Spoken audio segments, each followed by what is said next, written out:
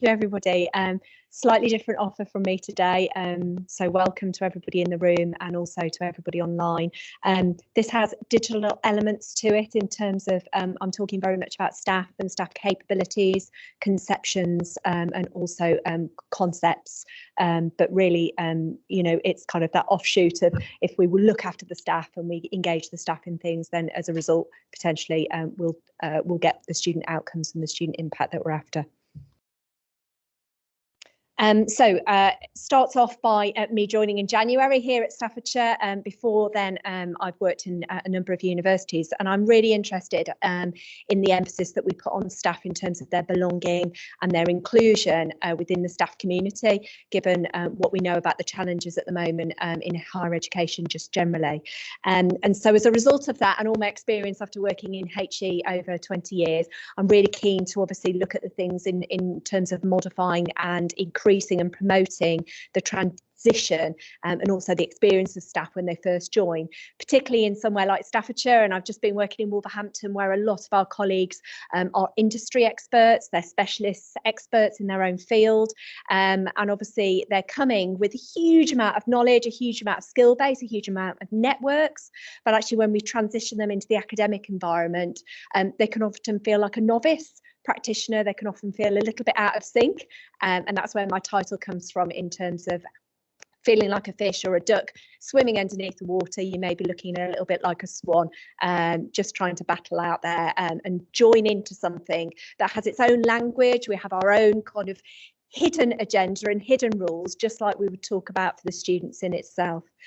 So this kind of thing about building an identity within the academic community, engaging, teaching staff in various sets of different training and development to ease their transition is really one of my passions, and has grown in terms of my knowledge of the HE sector, moving people into the different areas around universities to really build and infuse and activate them as very dynamic and active practitioners, not only just with our kind of in-person delivery, but also now, as we're talking very much today, around the online, the blended, the hybrid, and any distance learning programs that we design in the future.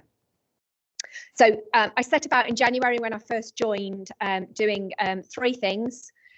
So I really wanted to find out, well, what was going on already.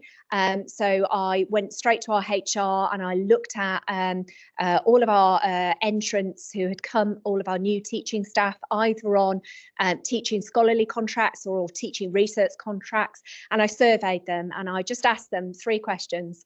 What worked well, what could work even better, and any other comments.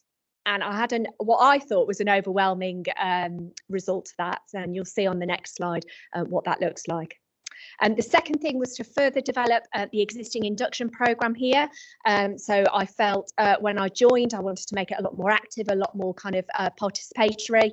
And so I did that by also creating a BLE resource. So we use Blackboard here, so I developed some asynchronous content and designed from a learning design perspective, going back to Sarah Knight's talk earlier. I've designed something that academic staff can engage with on bite-sized chunks that can do things very kind of rapidly and fit into their working days or working weeks, because we know that we don't necessarily have whole days, half days, lots of time to engage in that kind of teaching material. And thirdly, I obviously wanted to make sure that the approach that I took was evaluated. So I'll talk you through what I've done in terms of capturing data and feedback from those who participated in these particular interventions. So my survey, initial survey of what worked well and what worked even better, that was sent out to 74. I just invited via email, without these people knowing me, there was no relational context. I just joined as a newbie as well. So I contacted 74 new members of staff. And I got what I thought was pretty good response rate, 55%, given there was no relational context to that. They didn't know who I was.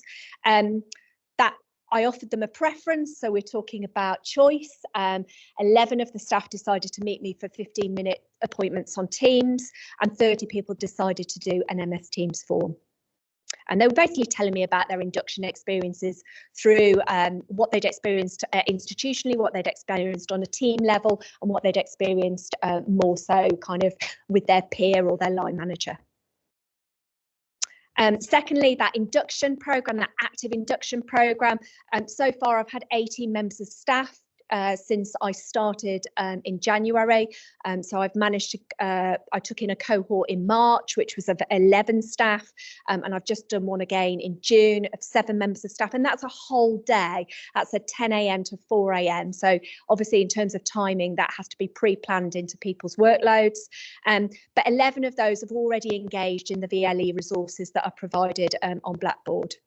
And again, I've got 10 feedback forms to generate data based on what they've undertaken.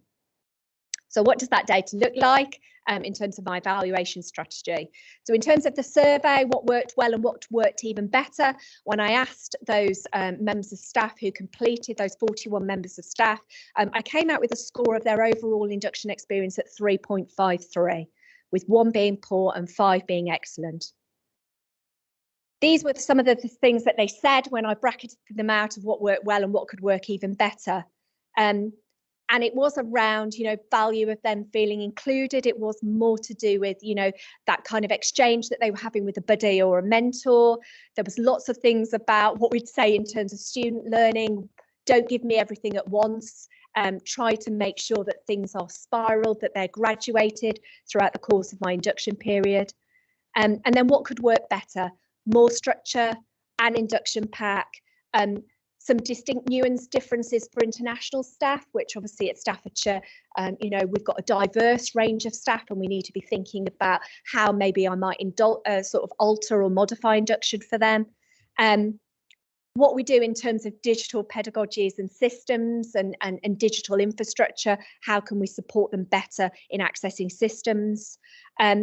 And these kind of sort of more intangible things, the things that are not measurable, like promoting co-delivery, shadowing, observation, and managing expectations around the role.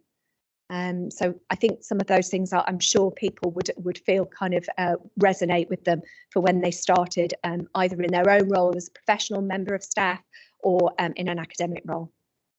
In terms of the induction, so the 18 attendees that I've had so far, that is the kind of feedback that I'm getting. So again, it's about, I want to feel a sense of understanding the organisation. I want to feel a sense of mixing interdisciplinary subject areas and teams.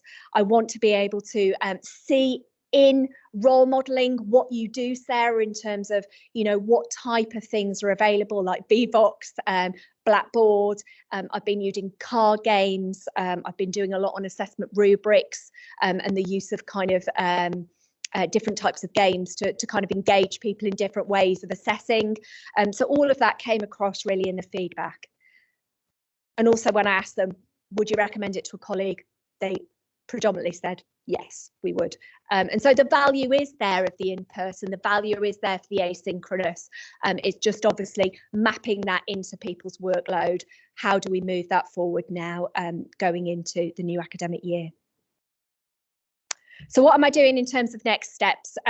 Well, I've created a network of different professional services colleagues here at Staffordshire, working very much with somebody in HR who's looking at onboarding as their project. And we're going to come up alongside Anshul in Tile and colleagues in research as well. We're going to come up with a calendar of events. We're going to promote that and structure that so that anybody coming in as a new academic member of staff or anybody on a teaching contract gets that as a kind of a threshold to move them forward into the organisation and the way that we do things here, and align them really and get them jazzed up about the learning and teaching strategy, get them jazzed up in terms of you know, the curriculum, and enthusing them about what Staffordshire is about in terms of what we promote in employability and what we promote to engage our students and make them employable and graduates of the future. I also want to develop a diagnostic tool so that people can navigate their way through CPD and professional development themselves. So it becomes a less onerous position for myself and colleagues in professional services. That would be a category-based tool. I'm modelling that based on the Advanced HE Fellowship Scheme, where you can go onto the Advanced HE website and you can actually navigate and you work out what category you might fall into. I think there's some value in that, and I'm working with OD organisational development to develop that in the future. As a result of the induction that I've been doing, I've got an MS Teams space and a community of practice, and I'm regularly engaging on a monthly coffee catch-up with new colleagues to get them interacting with each other, getting them talking about their benefits and challenges, and that's proved really useful. And in every monthly catch-up, I have at least 3 or 4 people, different people who want to exchange. In the network, I'm wider than just Staffordshire, and there's an opportunity that's come up to co-publish in a guide basically for industry colleagues coming and becoming academic members of staff in higher education. So I'm talking to somebody at UCB, University College Birmingham, about that, and we're going to see, I've already got about 5 or 6 of my newbies who've been on the Teach Well induction. They're going to start writing with me. So I want to engage them in some scholarly writing themselves. And I'm also part of a national organisation in supporting professionals into HE network, which has been set up this year by Dr. Claire Stocks at BPP. So I feel that academic staff induction in this kind of, ever-changing landscape of HE, where we're being more driven by metrics and compliance, and also, we're looking at the impact and the evidence and experience for our students. I feel induction is pivotal to that, and I can only hope that some of the things that I've got in next steps will support and facilitate a better experience that is already good here at Staffordshire, but let's make it even better.